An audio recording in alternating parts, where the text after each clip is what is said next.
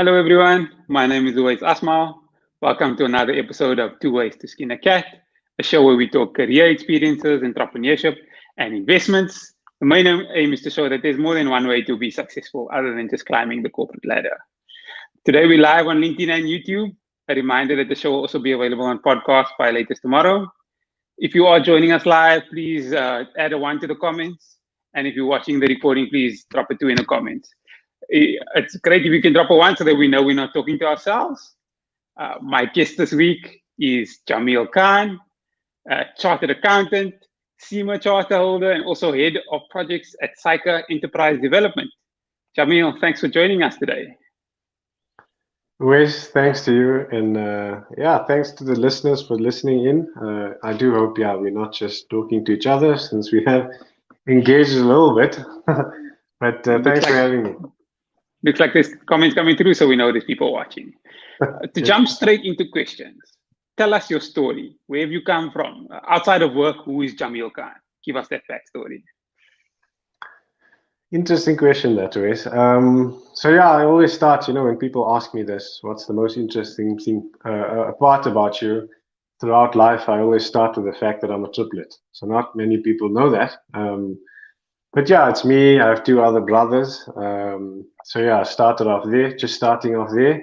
I'm the middle child, so middle child syndrome, but we won't go down that. Triple middle child syndrome. Wow. Yeah, 100%. So I have the 2 other brothers. Grew up pretty much most of my life in Greenside. Went to Greenside High School. Decided to become a CA quite. It was interesting. It was actually an interesting career choice. So I was actually either going to do chemical engineering or become the CA route or do the CA route. And then first week of campus, and CA route was like the safe route. That was the safe option in theory. First week of campus, attended some chemical engineering lectures, and then I looked at my schedule, and it was like chock-a-block, And then I looked at some of my friends that were doing the accounting first year, and it didn't look too bad, And, and so you made a life decision based on your first week schedule at varsity. Yeah, I'm telling you, when I think about it, it's so ridiculous. But look, my dad's obviously, so my dad is a business owner, manufacturing. One of my other brothers also, now is in the business, but also in import and export entrepreneurship. And the other brother is quite an accomplished financial advisor, and also exploring the idea of entrepreneurship. So I think entrepreneurship was in my blood, you could say. But like I said, it was the safe choice, I ended up went to Wits, switched in the first week to do accounting. I took the scenic route at Wits, to be honest. My third year took me a couple of attempts. My fourth year took me a couple of attempts. When I got to third year, I was like, and the first time I failed, I was like, I really don't, because I wasn't attending like lectures. Because East Campus was like where I used to hang out, and I was very into the social, aspect of it. And then really had to put in effort, and then got through it. I ended up joining Mazars. It was like it's a medium firm, so some of the advice which I got was obviously, and I think this is where the people that you engage with early on in your life or in university sort of help you determine that path, to go into. I got the advice to rather go through Mazars, because they are a smaller firm, so you'll get more a broader exposure. You could be running certain clients yourself, and the bigger clients, you're just doing a particular section. So I opted to go the Mazars route. And then, so Mazars was quite interesting. I did enjoy it, but I don't necessarily think I enjoyed audit a lot.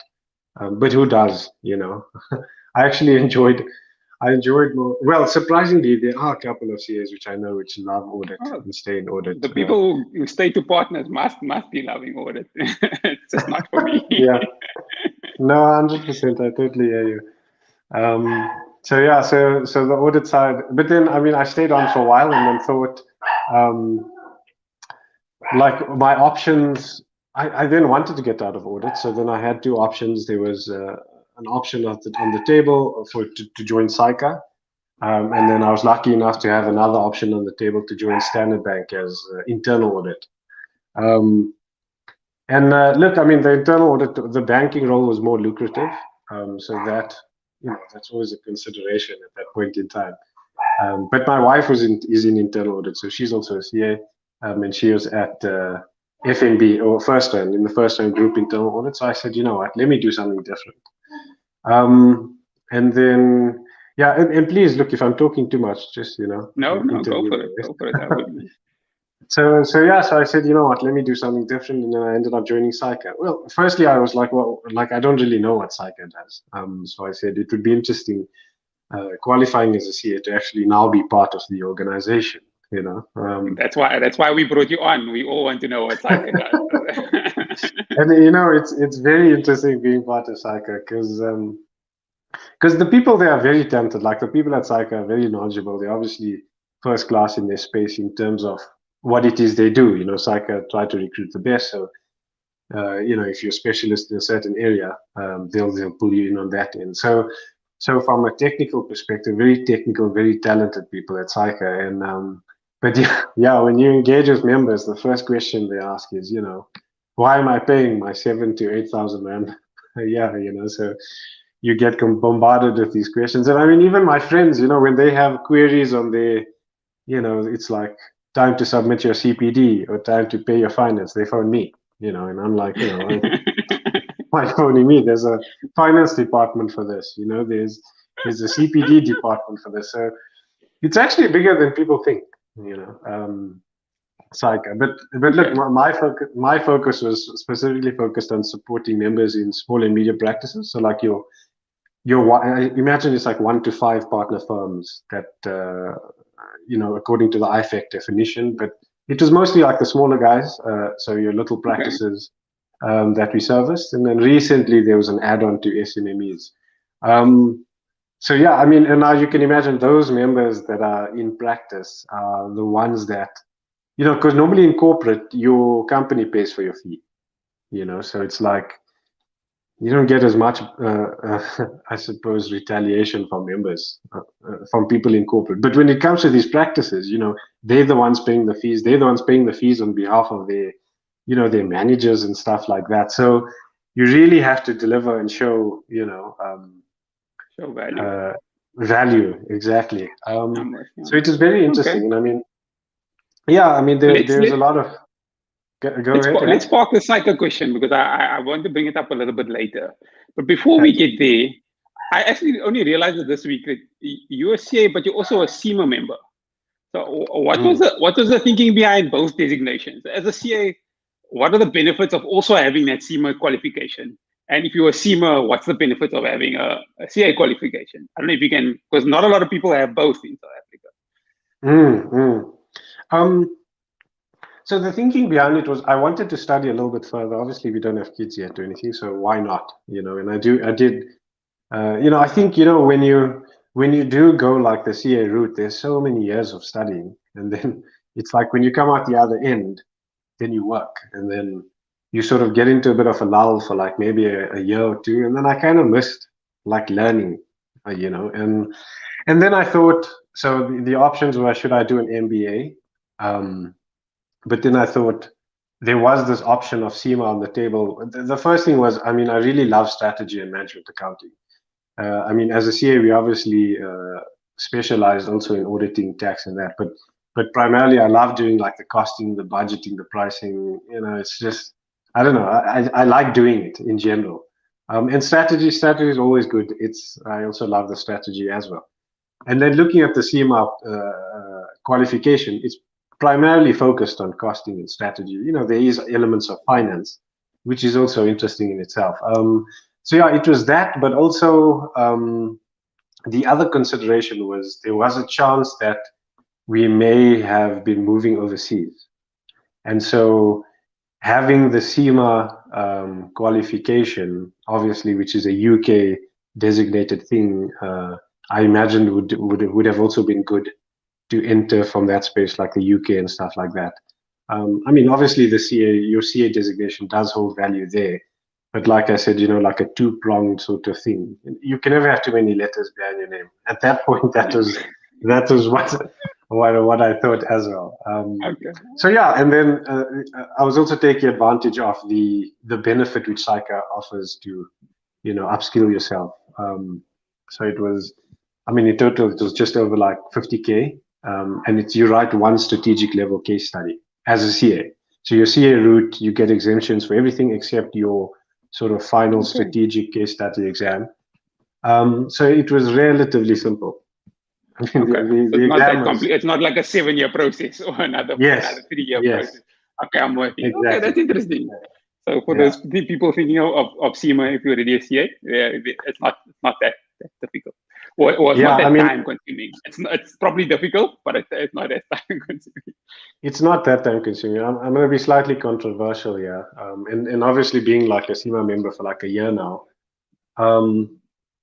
you'd like in terms of value for having the designation and the title, it's difficult to prove because obviously as a SAICA member, you're getting the latest up-to-date communications around South African legislation and stuff like that. Where CIMA is, it's useful information, but it's almost now you're getting double the amount of information. So it was a struggle to read just the one, the SAICA communication, but to read both is pretty much impossible. So, it's nice to have on your CV. It's obviously nice to do, but in the long term, I don't know. It will be difficult to prove value. Okay. And moving on, so head of projects at SAICA Enterprise Development. That's a bit of a mouthful. What does your role actually entail?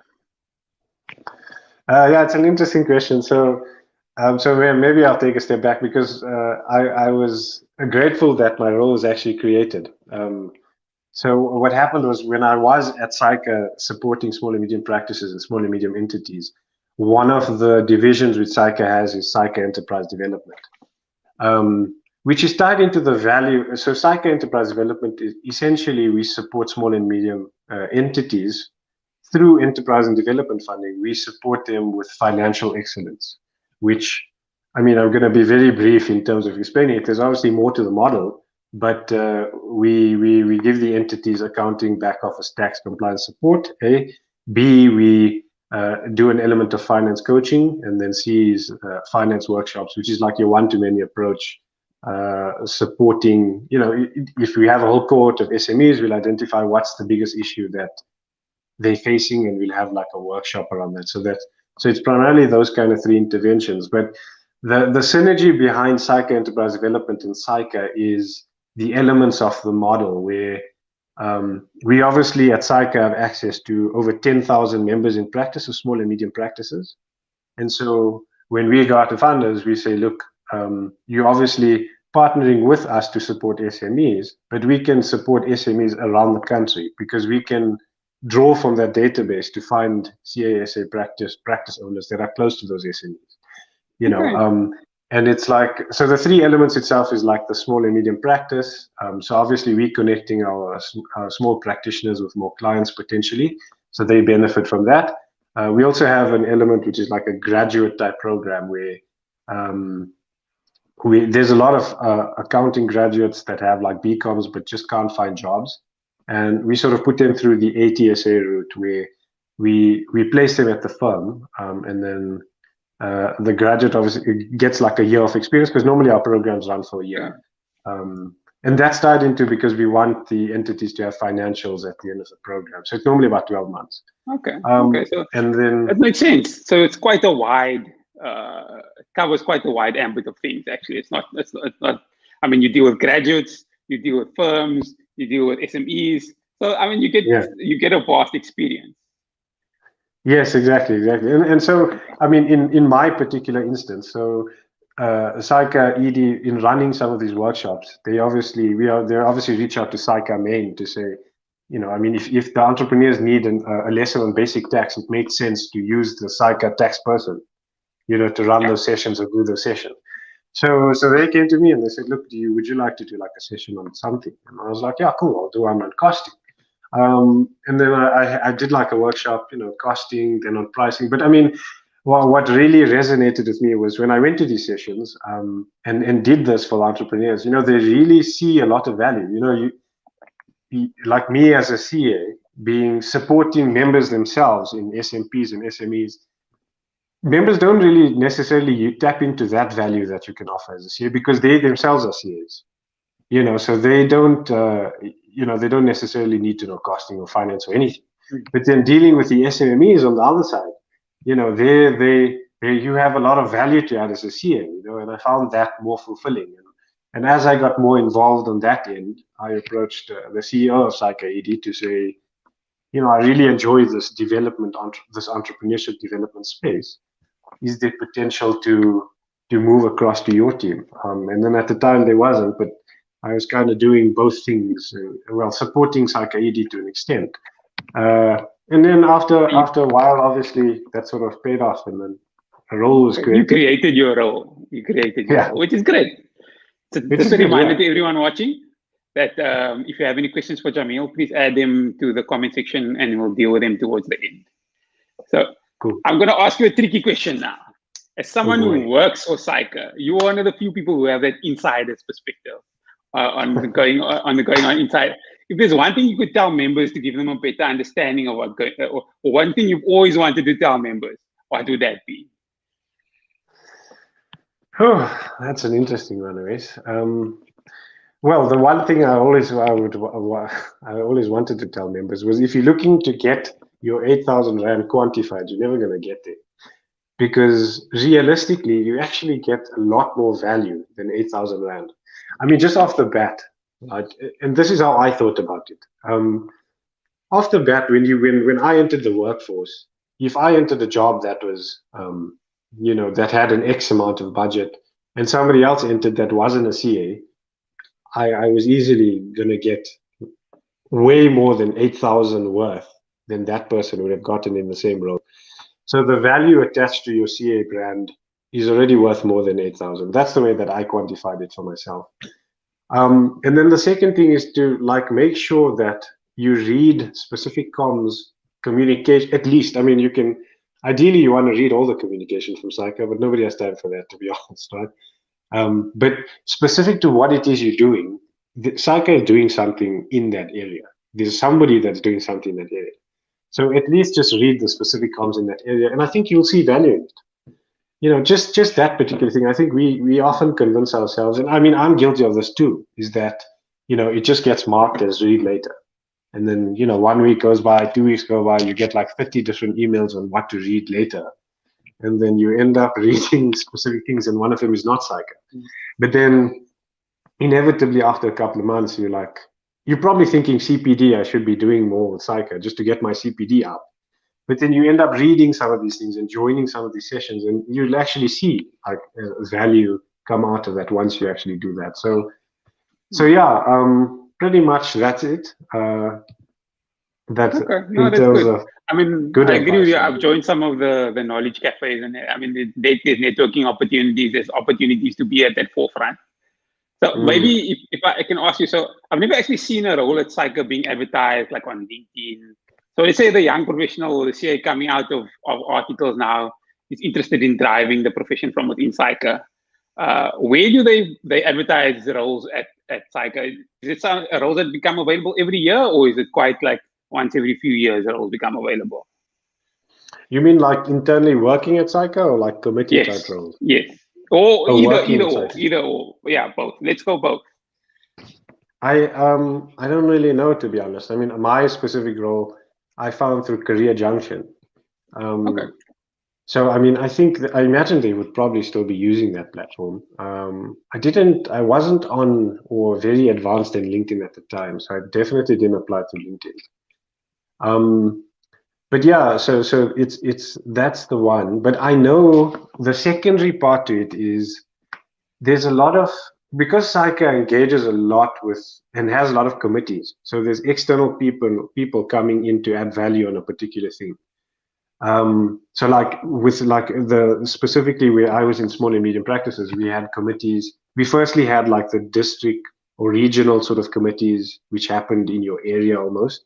And then there was a rep from there that sort of filtered into like your national structure, your national committee, SAP committee. And so in finding like experts in different things, I think a lot of the committee members were like the spokespeople, so if a role, let's say, would open in small and medium practices, although it would get advertised externally, the first sort of people that would hear of it are the people in the committees, because naturally you want to find experts in small and medium practice, to pull into these things. So yeah, I mean, I would obviously encourage people to join these committees. I mean, one of the biggest issues that we had at SAICA is like youth entering into SAICA to run or to be part of these committees and stuff. So there was quite a big drive. I imagine there's still a big drive to get youth more involved in the SAICA committees. But yeah, it's so go out and just see what's available. Just look for the local committee in your area and just phone somebody. I'm sure you'll find somebody there. Message somebody from there to say you're interested to see how you can add value. That's great. Yeah. I noticed also that you've been interviewed a few times on Business Day TV. So as a relatively young CA, what was that experience like? It was hectic. It was sure. Well, firstly, I asked, is it a live session or is it pre-recorded? So thank goodness it was pre-recorded, because that was hectic. But even then, it's like when you're sitting in the studio there, and then they're like, okay, cool. Now I've memorized all my lines, and then I'm sitting there, and then they're like, okay, cool. And then they ask you the question, which is kind of pre-scripted anyway. You kind of, they tell you these are the sort of questions. I mean, it's loose sort of topics, so you can brainstorm and get it out there. But it's like the minute that guy asked the question, it was like I was just looking at him and my mind was just blank. And then I'm like, okay, no, re-record this. So yeah, it was interesting. But I think it, as anything, you get used to certain things. As you do more and more of these things, the biggest issue which I had was I just figured my issue, and I think a lot of people's issues, when you go on the platform, you kind of want to just take what's here and then regurgitate it, and you end up speaking so fast, and then you don't know if people even hear the message, or you're just trying to just get through it, and I think, yeah, the biggest thing which has changed is, you kind of learn just to speak a little bit slower, to give you time also to think, Okay, I'm with you. Let's move over to some questions. We've got a question here from Dumisani, what is the idea behind SAICA and SIMA strategic alliance? And are you of the view that the sustainability of professional bodies depends on its financial strength? This is coming from an ACCA, just to qualify, but I don't know if you've got some thoughts for us there. I don't know. Look, I mean, sustainability of the professional bodies. Look, I know SAICA and SIMA obviously have, I imagine, I don't really know the rationale behind it, to be honest, because I was never part of the team at SAICA that deals with the relationship part of it. So I'm just commenting as the fact that I'm a CA. And I think it obviously, it borders on the fact that SIMA is primarily UK based, and SAICA, we obviously saw, there are a lot of CAs which are going to UK, Australia, New Zealand, Canada, because we have such a high caliber of chartered accountants here. And so it made sense. I imagine it makes sense to strengthen relationships with these organizations that are based internationally, wherever they are. I know also, like, a more recent thing was SAICA actually strengthened its relationship with CPA in the USA. So, yes, I've seen that. So yeah, and I think maybe it comes through IFAC as well, the International Federation of Accountants, by strengthening these things between each other, it improves the overall accountancy brand in the world, really. Okay. No, that's great. I think that answers the question. And then we've got a question from Sipsiso, who says, we've got two questions. So, SMMEs have been struggling with finance and compliance for years. They are still struggling with the same thing, even with all these initiatives. Why are they still struggling? And then he asks, do you think SIPSI and SARS also need to pull up their socks in terms of their education initiatives? Cool. I think that's an excellent question, Sibusiso. And thanks for that question. And this, I'm going to draw on my experience, which I actually had in the small and medium practice unit. Because when I was there, I was part of the CLC committee, in which one of the stakeholders was the CIPC. And they were looking to see, in the discussions, there were some good plans. They primarily their plans were focused on automation at that point in time. How do we automate the processes at the CIPC? In generally, when it comes to these organizations, they're quite old, I guess. And it was more like moving on to new systems and stuff. And I think there's been a big improvement from the CIPC in terms of the processes. I mean, even with the launch of the Biz Portal last year, that integrated all those systems. There's a big difference. So primarily, like SARS and CIPC, I know their primary function over the last couple of years was how do we automate better. And there was definite drives. There was this conversation around how do we drive people to learn more?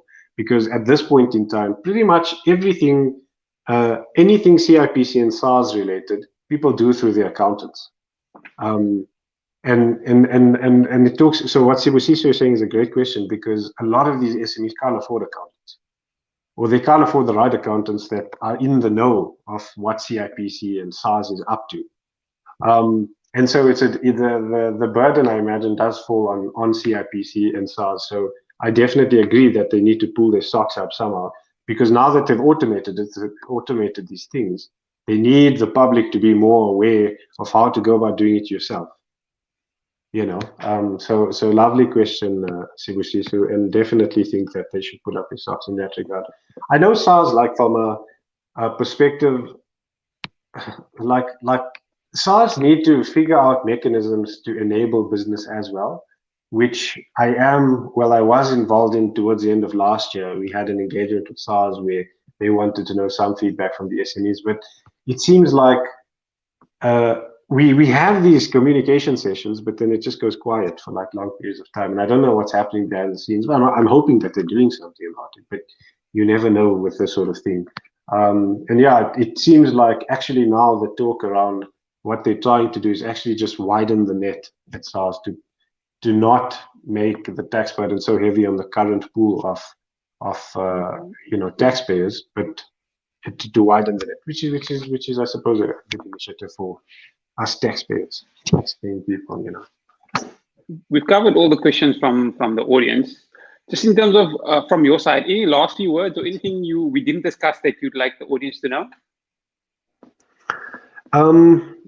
Well, I mean, nothing in particular, except I've been from my own personal perspective.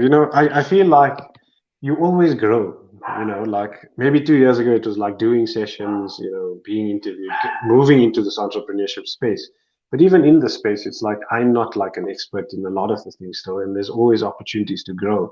So yeah, I mean, even though I am focused on the development space, I'm trying to learn this. I started learning this software app development platform called Flutter. So just improving my experience around that to see if I do want to launch a startup, would I know a bit of programming behind that? Also trying to get more involved with business coaching to expand my coaching expertise, not just to finance, but beyond that. So joined like this Miller Center for Entrepreneurship in the USA to support social enterprises, to learn more about that. And I think it's important, obviously this channel is focused on like two ways to do things. And I mean, I think your careers will, like my career, evolved in a way that I couldn't have even fathomed like 2 years ago. You know what I mean? So it's like thinking in the next 2 years, and I think that's what the CA brand has sort of done.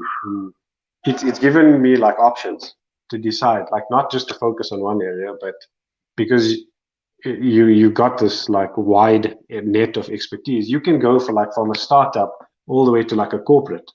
You can focus on entrepreneurship, or you can just focus on tax, or you can focus on various things. So yeah, I think that's just it for me. I see somebody asked, what is the name of the app? So yeah, I actually found this course on Udemy, and the app is called Flutter, and it's a relatively new app development software, because traditional softwares you could only create, you have to do code for iOS and then you have to do code for Android. And then obviously when you're updating the code, it's like a double thing that you have to keep doing. And as far as I'm aware, I think Flutter is the only software that's now in the market, or app development thing in the market, that you just have to do one set of code for iOS, Apple, and web. So I think so that's primarily why I selected to do this particular course. So it sounds like you've got a nice wide breadth of experience, which is brilliant. Just a reminder to everyone that we are live on YouTube, and the podcast will be available tomorrow. If you're watching on YouTube or the podcast and you feel that the video has added value, don't forget to like and subscribe so that you get automatically notified the next time an episode comes out. Another announcement is we've also started a weekly discussion on Clubhouse about business and investing in South Africa. So that's on a Monday at 5 p.m. South African Standard Time. So please join us. And I'll send out more information about our next episode a little bit later. Jameel, thank you so much for your time. I've learned a few things. I'm sure a lot of people have learned. Thank you very much. Thanks, Wes. It was awesome being on this. And yeah, keep up the good work. I think your channel's obviously going from strength to strength. So good luck. Thanks so much. And thank you everyone for joining us for another episode of Tooways to Skin a Cat. Goodbye. Thanks, everyone.